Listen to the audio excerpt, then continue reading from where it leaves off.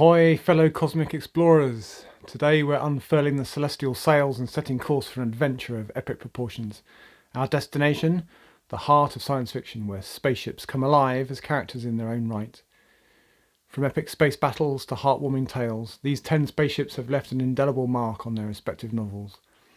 Get ready to be captivated by the wonders of literary space travel.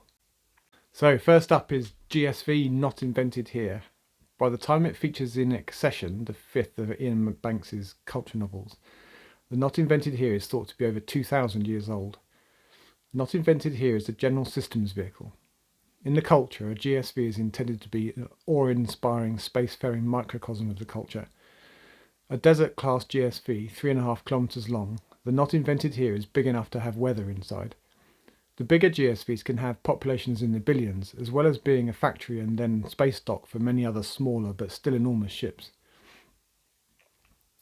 A GSV is a demonstration of culture success and power, and allows the culture to be shown off.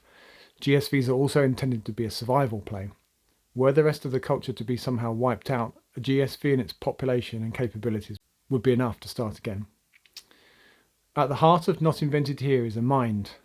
An extremely high-end artificial intelligence, able to coordinate all the activity within a GSV as well as manage a battle space several light years across. I could have picked any GSV from the culture novels really. Much larger GSVs were developed by the culture in later years. These are truly epically large spaceships, some reaching 200 kilometers in length with no physical hull. The ginormous volume is enclosed entirely by manipulated energy fields. The GSV is just one expression of megascale that Ian M. Banks was fond of exploring in his culture novels. In a dramatic change in scale, Red Thunder is next. In John Varley's book of the same name, Red Thunder is a spacecraft built by a group of young friends with the help of Travis Broussard, a hard-drinking ex-astronaut. Conveniently, Travis's cousin is a genius and has invented a bubble maker. Bubbles, you say? Bubbles? Bubbles can't provide power to lift a spacecraft into orbit. Well, these bubbles can. You need to read the book to find out how. But back to the spaceship, Red Thunder. They bootstrap this thing into existence by willpower and hard work. They have infinite power from the bubble drive, so they don't mess about. Cylindrical rail freight cars are used to make the body of Red Thunder. It gets a custom paint job and is big enough to comfortably take a full-size four-wheel drive truck to Mars to use as a rover. With the bubble drive, the Red Thunder can accelerate constantly, quickly reaching speeds far in excess of anything else humanity has ever launched into space. They race the Chinese to Mars in 4 days, as well as rescuing the stranded crew of an American mission. If you haven't read the book, you should. It's a lot of fun. My next choice is Izzy from Seven Eves by Neil Stephenson. In the opening pages of the book, the moon falls apart, and not long after this creates a debris storm that will destroy all life on Earth. Cue a race against time to expand the International Space Station, ISS, to sustain as much human life as possible for as long as possible. Bits are bolted on, new modules, new gantries, new solar panels, irreplaceable supplies are sent up by the truckload. ISS becomes Izzy, the saviour of humanity. She is a cobbled-together, jerry-rigged mess of a spaceship, but she does the job, despite the best efforts of some of those on board to jeopardise the plan. I love the way that the hurried, urgent construction is handled in the book. Stevenson goes into characteristic super detail about how it's done, and it all seems perfectly feasible. Handily, ISS already had a small asteroid attached, which later serves as a shield from the debris storm. Seven Eves is another great book, by the way. I love it. I've read it a few times. Next up is the Archangel Michael, from Larry Niven and Jerry Pournelle's Footfall. Built to take the war to the invading aliens, Michael is another cobbled-together spaceship. Based on a genuine real-life concept, the Orion Project, Michael consists of a giant steel pusher plate, providing a platform for various cobbled-together military hardware. From the book, one of the President's team explains what the cobbled-together looks like.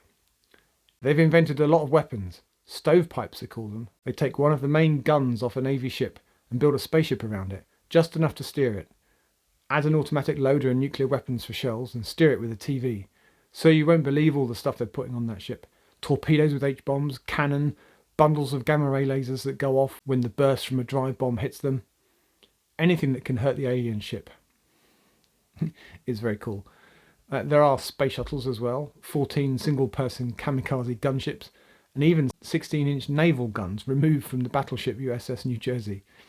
This lot is all blasted into orbit by firing small nuclear bombs out of the bottom. The force generated by these bombs on the pusher plates is sufficient to provide the lift, so by repeatedly firing them, Archangel Michael is arse-kicked into orbit. This is all done under the O2 trusting gaze of the invading fifth aliens. Sounds like it would have been a bumpy ride, and there's the small matter of exploding hundreds of nuclear bombs, albeit small ones, in the atmosphere on the way up to orbit. The Rossanti is next, from James S. A. Corey's Expanse novels. Permanently borrowed from the Martian Congressional Republic Navy, she is a capable ship. Skipper James Holden soups her up some more, eventually adding a massive electromagnetic railgun to the keel. With the addition of torpedoes capable of 100G acceleration, she can hold her own in a fight. The ship's construction is like a narrow building, layered floor by floor, from the drive, cone and reactor up to the engineering deck to the main shop, then the galley and crew cabins and medical bays, storage deck containing the crew airlock, and then on up to the command deck, with the pilot farthest forward. Under thrust, the G-forces then provide a down, amenable to human orientation. But she's more than merely a ship. She's also home to her crew, a motley bunch, trying to do the right thing by humanity. The Rossanti is where the crew feel safe. They eat together, sleep together, and yes, sometimes fight each other. Justice of Tauren is next, unusual being a ship in human form. In Anne Leckie's imagined universe of the Imperial Raj, spaceships have a complement of ancillaries, humanoid representatives of their AI that can be used for many purposes such as diplomacy or combat. Justice-class spaceships of the Imperial Raj can carry thousands of ancillary troops on 10 purpose-built decks. In this case, the actual spaceship Justice of Tauren has been destroyed, and all that is left is one of the ancillaries, Breck. Here Breck gives some insight into her former self. I was a troop carrier orbiting the planet Shizurna. Troop carriers are the most massive of the Rajai ships. 16 decks stacked one on top of the other. Command, administrative, medical, hydroponics, engineering, central access, and a deck for each decade. Living and working space for my officers, whose every breath, every twitch of muscle was known to me. Troop carriers rarely move. I sat, as I had sat for most of my 2,000-year existence, in one system or another, feeling the bitter chill of the vacuum outside my hull. As I still had ancillaries, I could be in more than one place at once. I was also on detached duty in the city of Oz on the planet Shizurna. On a mission of revenge, Breck is close to discovering who destroyed her ship. We've seen AI in spaceships, and we've seen spaceship AIs transferred to drones for convenience, but I really like the idea of a spaceship being personified in this way. The SC Lois McKendrick is a solar clipper, a space freighter travelling between spaceports and orbitals carrying goods for sale, much as a sailing ship would have done in times past. The Lois McKendrick is the new home of Ishmael Horatio Wang, a wet-behind-the-ears 18-year-old. Alone in the world and desperately needing work, Ishmael signs up to serve 2 years in the Merchant Navy, getting a berth on the Lois, joining the established crew and trying to fit in. As spaceships go, the Lois probably isn't terribly impressive, but I have a massive soft spot for these books, since listening to them on audiobook many years ago. I really must find a physical copy. There are 6 books in the Trader's Tale series by Nathan Lowell. The Lois is a real character in the first 3 books, and the longer tenured crew members believe that she knows what's good for the crew and will look out for them if they look after her. In common with other Adamist ships, the Lady Macbeth is spherical. In the world of Peter F. Hamilton's Night's Dawn trilogy, this shape is needed to ensure accuracy in the hyperspace jump. The forces at work must be applied evenly to ensure arrival at the specified point. Already a capable ship when he inherited it from his father, the skipper Joshua Calvert has added some modifications. The Lady is armed to the teeth, with magazines full of combat wasps, missiles capable of 23G acceleration, 46 if antimatter upgraded, and she has not 1 but 4 engines. 3 are regular hyperspace jump engines, and the 4th is a highly illegal antimatter drive. Calvert's defence here is that it's not illegal to have an antimatter engine, it's just illegal to fuel it or to use it. The interior is also rather well appointed. In a quote from the book, there were 4 separate life support capsules in the Lady Macbeth, 12-metre spheres grouped together in a pyramid shape at the very heart of the ship. The lower spheres were split into 4 decks apiece, with the 2 middle levels following a basic layout of cabins, a lounge, galley and bathroom, and the top capsule housed a bridge, taking up half of the upper middle deck, with consoles and acceleration couches for all 6 crew members. Joshua's cabin was the largest, taking up a quarter of the bridge deck, A bookcase held acceleration-reinforced leather-bound volumes of ancient star charts. An Apollo command module guidance computer was displayed in a transparent bubble. But the major feature from his point of view was the freefall sex cage, a mesh globe of rubberized struts which were deployed from the ceiling. Classy! Faster-than-light travel is often invented somehow in science fiction books, but not in Alistair Reynolds' Revelation space universe. Here, the speed of light retains its Einsteinian limit. It cannot be exceeded. The Nostalgia for Infinity is a light hugger, a class of ship run by ultras that can get up pretty close to the speed of light using its conjoiner-built engines. The typical journey from star to star may take decades to complete, most of which the crew spend in reefer sleep. The crews of these vessels are called ultras because they live somewhat apart from the rest of humanity. No one they ever knew at a destination is alive when they return, so they keep themselves to themselves and have some quirky habits. The Nostalgia for Infinity and its heavily modified captain John Brannigan get infected with the melding plague, causing numerous issues in the ship, playing havoc with the ship's ability to reconfigure its interior. Here is an excerpt from Revelation Space. The thing, like all other light huggers, was improbably streamlined. Space only approximated a vacuum at slow speeds.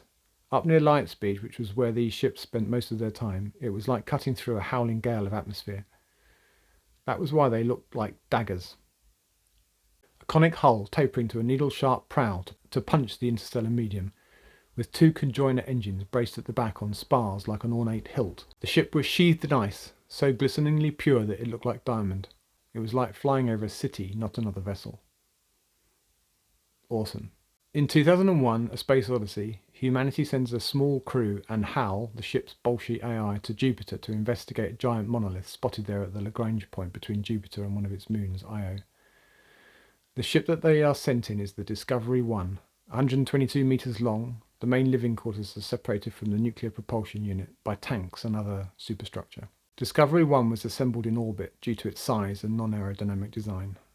The challenges of the long journey are handled by hibernation pods and by providing some simulated gravity via a rotating section of deck, the carousel, in the main crew quarters. In the original book, Arthur C. Clarke envisaged heat sinks like massive wings out to the side, but Stanley Kubrick ditched these for the movie, leaving us with the iconic futuristic version we've all seen. It will never cease to disappoint me that the future is just a lot less spacey than folks like Clarke envisaged. By the 2023 of his imagination, not only Discovery 1 but also Discovery 2 from the sequel novel have both long completed their missions. There you have it, fellow space enthusiasts, 10 of my most cherished science fiction spaceships. But the cosmos is vast, and I'm eager to hear about your favourite spaceships from the realms of science fiction. Drop me a comment below and let's share the wonders of our cosmic imaginations. But until next time, keep exploring the wonders of the universe. Safe travels. Bye for now.